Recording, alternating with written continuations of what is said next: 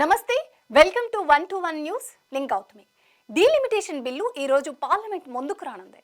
ప్రస్తుతం ఇదే దేశవ్యాప్తంగా ప్రధాన రాజకీయ అంశంగా మారింది. ఈ బిల్లు చట్టంగా మారుతుందా లేకపోతే వీగిపోతుందా అనేది ఉత్కంఠంగా మారింది. ఈ బిల్లు ఆమోదం పొందాలంటే సాధారణ మెజారిటీ సరిపోదు, ప్రత్యేక మెజారిటీ అవసరం. అంటే 2 నుంచి 3 వంతు ఎంపీల మద్దతు ఇవ్వాలి. సో లోక్సభలో 360 మంది ఎంపీల మద్దతు ఉంటేనే దీనికి ఆమోదం లభిస్తుంది. కానీ ఎన్డీఏ కూటమికి 293 ఎంపీలు ఉన్నాయి.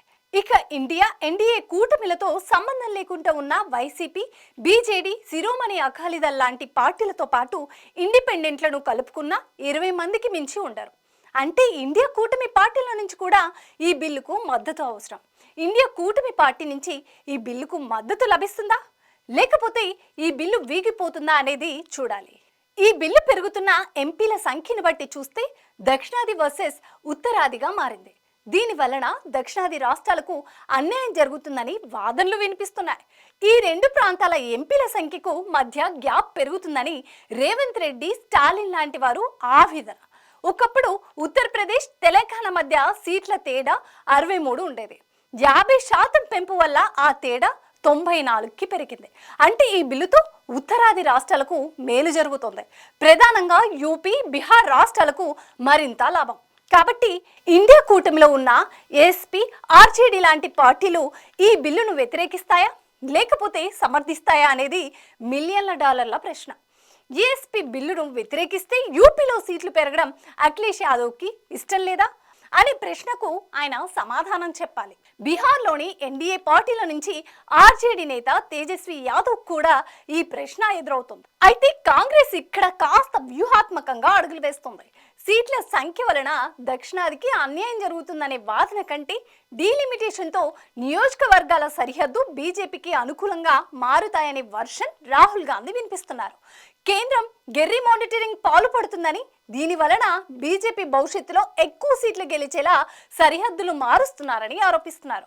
అంతేకాదు, కులగణన చేయకుండా డీలిమిటేషన్ చేస్తే ఎస్సీ, ఎస్టీ, బీసీలకు అన్యాయం జరుగుతుందని వ్యూహాత్మకంగా వాదనను రాహుల్ తీసుకొచ్చారు.